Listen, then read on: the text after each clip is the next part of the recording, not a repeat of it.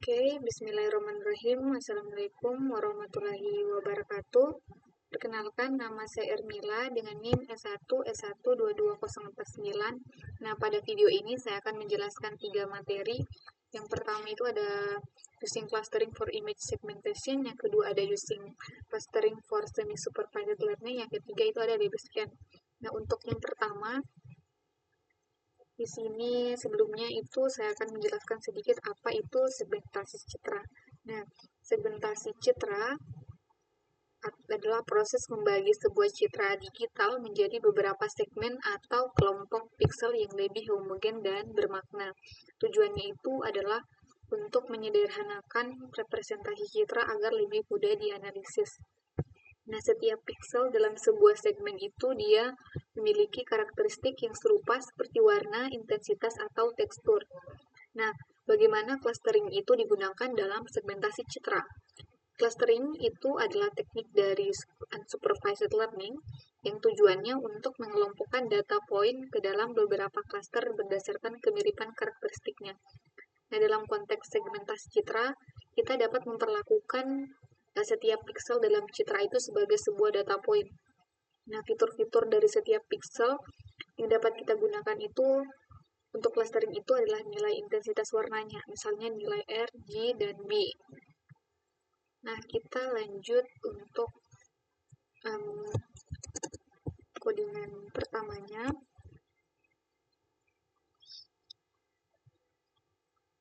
Sini kita gunakan import os from matplotlib.image import Ambrid. Nah, pada slide ini kita membuat informasi. Di sini ada image.shape. Image.shape ini nantinya akan digunakan untuk menunjukkan citra yang telah kita buat sebelumnya. Di sini ada citra Kabupaten Wakatobi. Nah, citra ini dia memiliki dimensi sekitar 1004 piksel tingginya dan piksel lebarnya itu 1529 piksel dan dia terdiri dari 3 channel warna. Yang umumnya itu warnanya itu adalah warna merah, hijau, dan biru. Nah, data yang ini kita akan gunakan untuk clustering dalam mengidentifikasi dan mengelompokkan area-area dengan karakteristik warna yang serupa dalam citra. Dan lanjut lagi ke codingan yang kedua, ada from scalar.cluster import Kamins. Nah, langkah ini kita gunakan untuk menerapkan algoritma Kamins untuk melakukan clustering pada piksel-piksel citra. Nah, pertama di sini kita mengubah dimensi citra dari bentuknya yang 3D, tinggal lebar dan channelnya, menjadi bentuk 2 dimensi.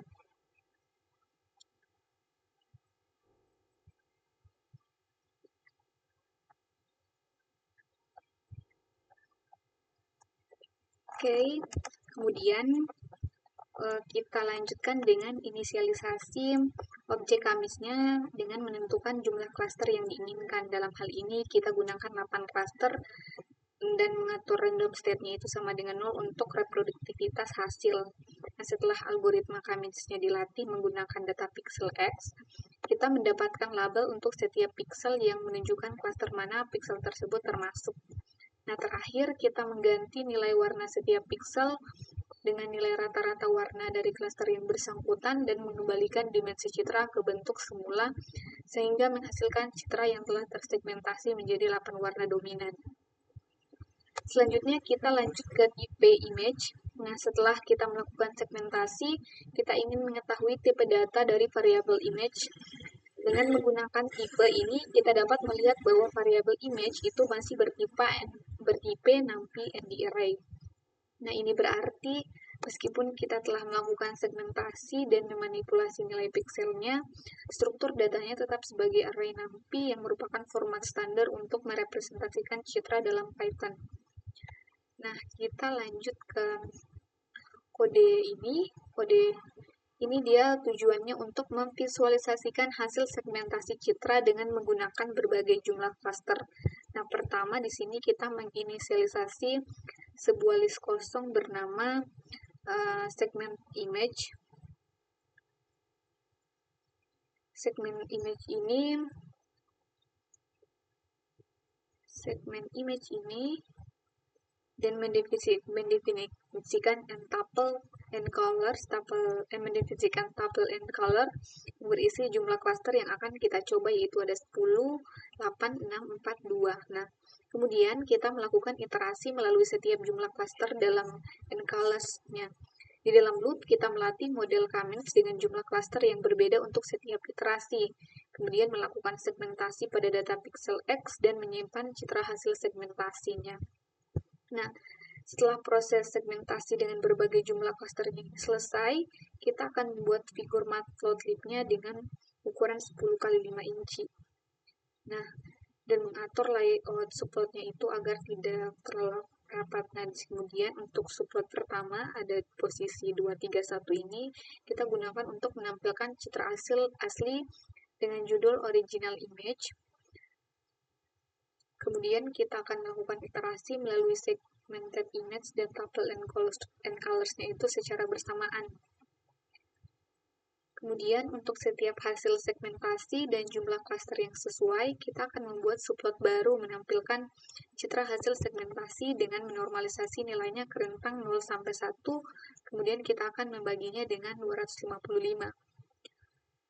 Lanjut dengan kita akan memberikan judul sesuai dengan jumlah clusternya.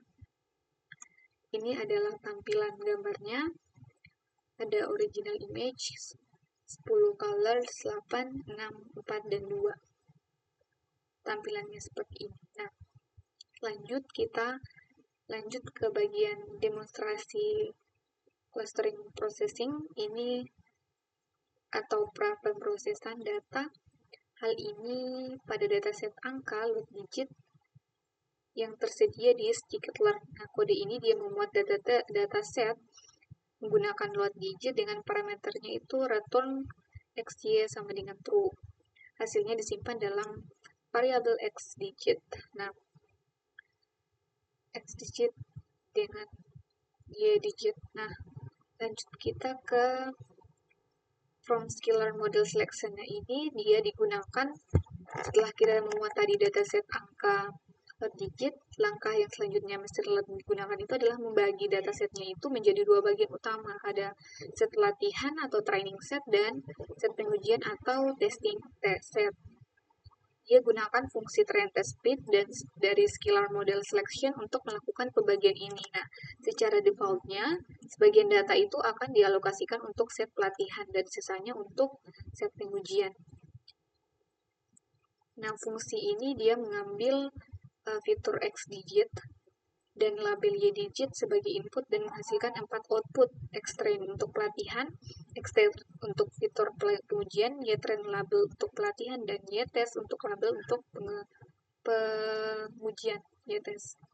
Lanjut kita ke bagian kedua, yaitu kita masuk ke using clustering for semi-supervised learning. Nah, bagian ini menunjukkan bagaimana clustering dapat dimanfaatkan dalam skenario semi-supervised learning. Nah, dalam semi-supervised learning, kita memiliki sebagian kecil data yang memiliki label dan sebagian besar datanya itu dia tidak berlabel. Nah, di sini kita kembali menggunakan dataset digit.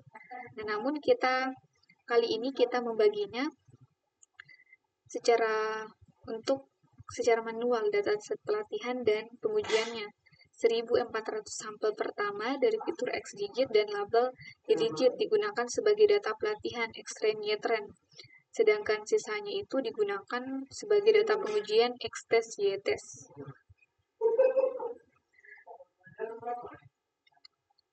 Kita lanjut lagi ke from scalar linear model import logistic regression. Nah, pada tahap ini kita akan membangun semua model klasifikasi sederhana menggunakan scikit-learn. Nah, kita menginisialisasi objek logistic regression dengan menetapkan match internya itu sama dengan 10.000 untuk memastikan algoritmanya konvergen. Kemudian kita melatih model ini hanya menggunakan sebagian kecil dari data pelatihan yang memiliki label. Yang dalam kasus ini dibatasi sebanyak n label, yaitu 50 sampel pertama dari xtrain dan label yang sesuai dari ytrain. Selanjutnya kita ke codingan berikutnya, yaitu ada log rank score-nya. Setelah tadi kita melatih model logistic regression hanya dengan 50 sampel berlabel, langkah selanjutnya itu adalah mengevaluasi performanya pada data tes yang belum pernah dilihat sebelumnya. Di sini kita menggunakan X-test dan Y-test. Metode skornya itu pada objek logreg digunakan untuk menghitung akurasi modelnya, yaitu proporsi prediksi yang benar dari total sampel pengujian. Hasilnya di sini adalah 0,758 atau 75,8%. Kemudian kita lanjut lagi ke log grateful. Di sini sebagai perbandingan, kita melatih model logistic regression. Kali ini menggunakan seluruh data pelatihan yang tersedia, ada X-trend, Y-trend, ada X-test, Y-test untuk set pengujiannya. Hasil akurasinya di sini adalah 0,909 atau 90%. Nah, selanjutnya dalam pendekatan semi-supervised learning, kita juga memanfaatkan comments untuk mengidentifikasi prototype atau representasi dari setiap klaster dalam data pelatihan. Yang pertama di sini kita menentukan jumlah klasternya. Jumlah klasternya di sini kita gunakan 50. Nah, kemudian kita melatih model data X-trend-nya. Kita menggunakan metode V-transport untuk menghitung jarak antar setiap sampel pelatihan dengan pusat dari masing-masing 50 klaster. Nah, hasilnya itu disimpan di dalam X-digit disk. Nah, untuk setiap klaster itu kita mencari indeks sampel pelatihan yang memiliki jarak terkecil ke pusat klaster. Menggunakan argmin, aksesnya itu sama dengan 0. Nah, di sini ada X representative digit. Ini adalah sampel-sampel yang paling dekat dengan pusat klaster, yang kemungkinan besar itu merupakan representasi yang baik dari seluruh klaster tersebut. Kemudian kita lanjut ke kode ini. Kode ini dia tujuannya untuk memvisualisasikan sampel-sampel representatif yang telah kita identifikasi dari setiap klaster. Kita membuat sebuah figur matplotlib dengan ukuran 8x2 inci. Kemudian kita melakukan iterasi melalui setiap sampel representatif dalam X representatif digit beserta indeksnya. Di sini karena tadi kita memiliki 50 klaster, kita mengatur subplotnya itu dalam format 5 baris 10 kolom untuk setiap subplot.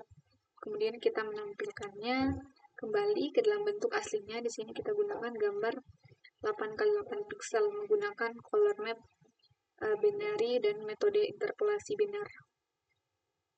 Hasilnya seperti ini. Kemudian kita lanjut lagi ke representative digit. Nah, ini adalah pendekatan dari semi-supervised learning. Gunanya untuk memberikan label manual pada sampel representatif yang telah kita pilih dari setiap klaster. Nah, kode ini dia nantinya membuat sebuah array NumPy bernama representative digit yang berisi label-label yang telah kita tetapkan secara manual untuk masing-masing dari 50 sampel representatif yang sebelumnya divisualisasikan. Kemudian kita lanjut ke log representasi. Ini adalah melatih model logistic regression menggunakan hanya sampel representatif yang telah kita beri label manual, X representative digit dan Y representative digit. Nah, setelah model yang tadi kita latih, kita evaluasi performanya pada seluruh data pengujian X-test dan Y-test. Hasilnya di sini adalah 0,068 atau 6,8%. Kemudian kita lanjut lagi ke strategi dari semi-supervised learning, yaitu adalah label propagation. Label propagation ini kita membuat array kosong, Y-trend propagates dengan ukuran yang sama dengan data pelatihan X-trend, dan tipe datanya di sini adalah integer. Kemudian kita lanjut lagi ke setelah melakukan label propagation tadi, kita sekarang memiliki sebuah set data pelatihan yang seluruhnya telah diberi label. Meskipun sebagian besar labelnya tersebut dihasilkan melalui proses clustering dan penugasan dari sampel representatif. Langkah selanjutnya ini adalah melatih model logistic regression menggunakan seluruh data pelatihan yang telah diberi label. Di sini, setelah melatih tadi logistic regression dengan data pelatihan yang labelnya telah di propagation, Dari kita mengevaluasi performanya dengan menggunakan set data pengujian, yaitu ada X-test dan X-test dan Y-test. Hasilnya itu adalah 7,8%. Lanjut, kita mencoba meningkatkan kualitas label yang di propagation tadi. Kita akan menerapkan sebuah mekanisme thresholding berdasarkan jarak ke pusat klaster. Yang pertama, kita mengambil jarak setiap sampel pelatihan ke pusat klaster terdekatnya dari X digit disk. Kemudian, untuk setiap klaster kita menghitung persentil ke 99 dari jarak sampai ke pusat klaster. Di sini kita membuat sebuah boolean masuk partially propagates yang mengidentifikasi sampel-sampel yang jaraknya tidak -1. Di sini ada X-trend dan Y-trend partially propagate hanya berisi sampel yang dipercaya. Kita lanjut lagi ke log regression atau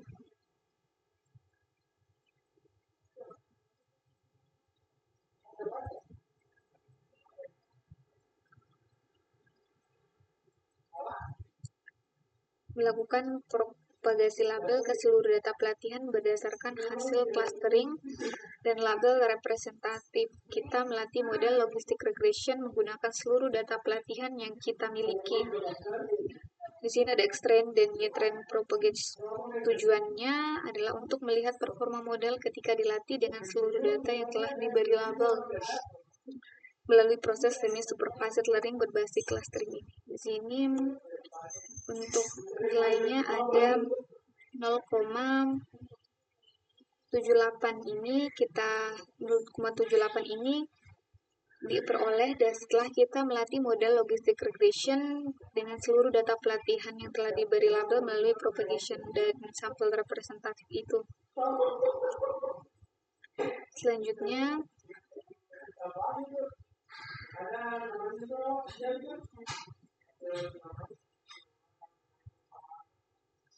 Selanjutnya untuk menghitung akurasi dari label pesawat yang telah kita propagasi dari Peter sebagian, di sini ada Y-trend partially propagate dan Y-trend partially propagate. Hasilnya di sini ada 0,09 atau 9,4%. Ini berarti bahwa hanya sekitar 9,5% dari label itu dia nilainya tinggi. Kemudian kita lanjut ke materi ketiga. Di sini ada DB-scan. DB-scan itu sendiri itu merupakan singkatan dari Density Based Specially Clustering of Application with Noise. Nah, pertama di sini kita mengimpor kelas DB-scan dari sklearn cluster dan fungsi McMonds-nya. Dari sklearn dataset untuk menghasilkan dataset contoh berbentuk 12 sabit McMonds-nya yang sering digunakan untuk mengilustrasikan keunggulan dari DB-scan dalam menangani klaster yang bentuknya tidak beraturan. Nah, kemudian kita akan di sini dia menghasilkan sampelnya itu 1000 sampel data dengan sedikit noise dan random step untuk reproduktivitas.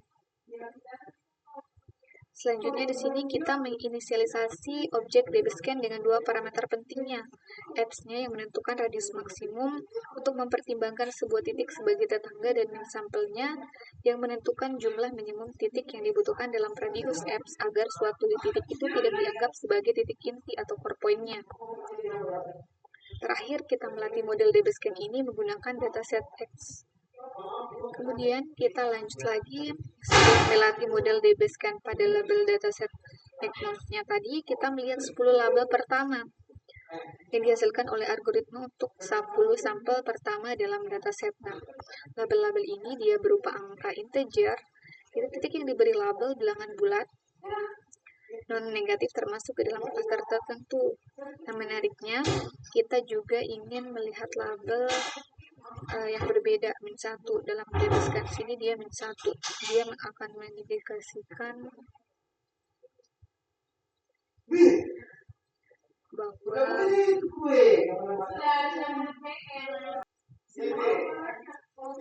Oke, lanjut kita ke codingan selanjutnya. Di sini outputnya dari indeks 10 sampel pertama yang diidentifikasi oleh DBSCAN sebagai core sampel. Core sampel itu sendiri adalah titik-titik dan inti dalam cluster, yaitu titik-titik yang memiliki setidaknya min sampel. Dalam kasus ini ada 5 titik-titik dalam radius Fs, dalam kasus ini 0,05 termasuk dirinya sendiri. Titik-titik ini dia merupakan inti dari klaster yang terbentuk. Titik-titik lain dalam klaster adalah titik-titik yang berada dalam jangkauan Fs-nya itu dari core sampel. Kemudian kita lanjut ke atribut DBSCAN komponen, yaitu berisi array NumPy yang menyimpan koordinat dari semua sampel inti core sampel yang telah diidentifikasi oleh algoritma DBSCAN selama proses pelatihan. Nah, setiap baris dalam array ini dia merepresentasikan koordinat dalam kasus dataset McMonds. Ini adalah koordinat 2 dimensi dari sebuah core sampel. Nah, jumlah baris dalam array ini sama dengan jumlah core samples yang ditemukan. Kita lanjut ke codingan berikutnya. Ini dia mendefinisikan sebuah fungsi untuk memvisualisasikan hasil clustering DBSCAN. Fungsi ini dia menerima model yang telah dilatih data X-nya dan ukuran titiknya sebagai input. Nah, di dalamnya fungsi ini dia mengidentifikasi titik inti, anomali atau noise, dan titik non-inti lainnya berdasarkan label dan indeks sampel inti dari model DBSCAN. Di sini dia menggunakan fungsi matplotlib dan .pyplot untuk membuat scatter plot yang membedakan antara titik inti, anomali, dan juga titik non-inti. Kode ini dia membuat dua objek, ada dengan nilai Fs yang berbeda, ada 0,05 dan 0,02, dan melatihnya pada data X. Nah, kemudian dia buat sebuah figur dengan dua subplot. Subplot pertama itu dia menampilkan hasil clustering dari model, dan subplot kedua itu menampilkan hasil dari model dengan Fs-nya itu 0,2, dan ukuran titik dan labelnya sumbunya itu berbeda. Lanjut lagi kita ke codingan. Nah, setelah kita melatih model DBSCAN itu, DBSCAN kedua, kita menggunakan hasil cluster tersebut untuk melatih sebuah model klasifikasi KNN. Nah, pertama kita menetapkan DBSCAN itu menjadi DBSCAN 2. Selanjutnya kita inisialisasi objek KNN itu dengan jumlah tetangganya itu sebanyak 50. Kemudian kita melatihnya itu menggunakan core sample yang diidentifikasi oleh DBSCAN sebagai fitur, dan label clusternya itu sesuai dengan core sample tersebut. Selanjutnya di sini ada, setelah kita lakukan pelatihan model KNN, kita menggunakan core samples dan label cluster dari DBSCAN. Kita mencoba untuk memprediksi clusternya dan beberapa data point baru XNew. Kita mendefinisikan sebuah array NumPy XNew yang berisi 4 buah data point 2 dimensi. Kemudian kita menggunakan predict pada model KNN untuk memprediksi label cluster untuk setiap data point baru. Hasil prediksinya ini menunjukkan bahwa data point pertama diprediksi itu termasuk data cluster 1, data point kedua dalam cluster 0, dan data point ketiga dalam cluster 1, dan data point keempat dalam cluster 0. Lanjut lagi, selain memprediksi label cluster model KNN, kita juga dapat memberikan probabilitas dari setiap kelas untuk setiap data point baru. Nah, metode predict proba ini pada model KNN akan menghasilkan array probabilitas.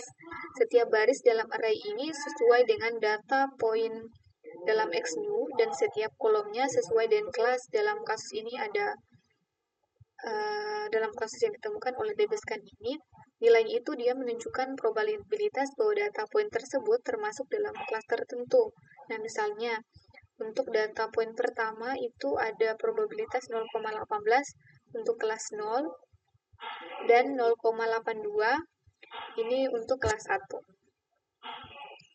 Selanjutnya di sini ada codingan untuk menghasilkan sebuah scatter plot yang menampilkan posisi dari data point baru yang telah kita prediksi klasternya sebelumnya. Tadi itu ada XNew.